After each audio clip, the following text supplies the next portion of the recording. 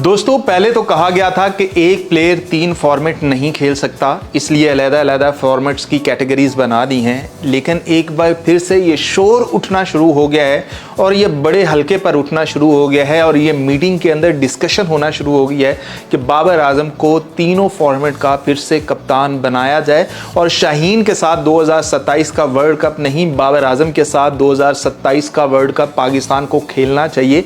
क्योंकि जो इनफील्ड फैसले हैं बाबर आजम के, वो जो भी आपके कप्तान है, फिर चाहे सलमान अली आगा है, फिर चाहे शाहीन शाह अफरीदी है, उनसे कहीं दर्जे बेहतर हैं। और सही मानों में अगर आपकी टीम के अंदर कोई एक कप्तान है तो वो बाबर आजम ही है। तो इसलिए बाबर आजम के बगैर जाकर ये गलती ना करें। ये बड़े हलकों के ऊपर डिस्कशन होना शुरू हो गई है।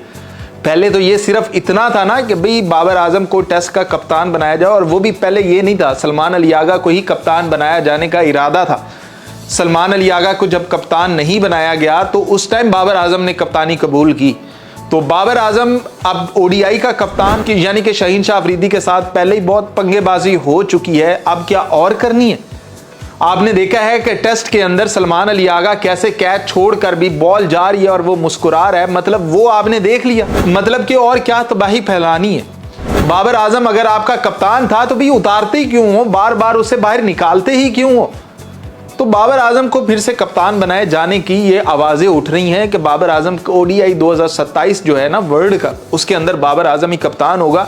और शाहीन शाह अफरीदी को ये दिखाने के लिए शायद एक सीरीज़ ही कोई ना कोई सीरीज़ बना लेंगे और उस सीरीज़ के अंदर पाकिस्तान अगर हारता है तो शाहीन शाह अफरीदी को ये जवाब बनाकर दे देंगे कि भाई अगर आप यहाँ पर सीरीज़ नहीं जीत सकते और वो भी अपने होम ग्राउंड के ऊपर, तो कैसे एक्सपेक्ट किया जा सकता है कि आप 2027 का वर्ल्ड कप जितवा लोगे।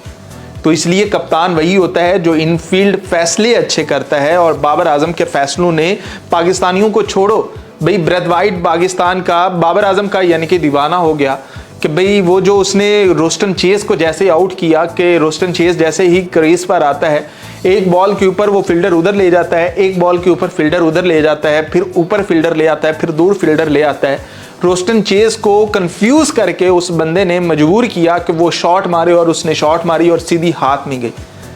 तो ये इनफील्ड फैसले होते हैं कि आपने चलती हुई गेम के दौरान कैसे भाई आपने प्रेशर बिल्ड करना है।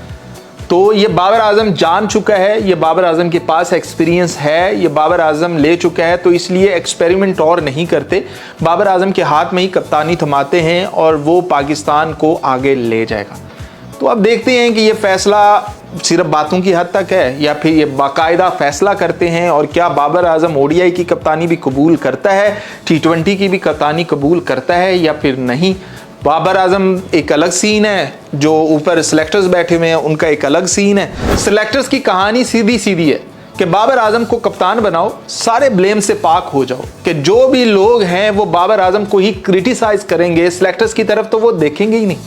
तो इसलिए ये बड़ा उनका वो कहते हैं ना कि चालाक मूव है, बड़ा क्लेवर मूव है कि बाबर आजम को चुप करके कप्तान बनाओ और खुद लंबी तान के सो जाओ, फिर जो मर्जी उसे टीम दे दो, चूज तो उसने उसी में से करना है।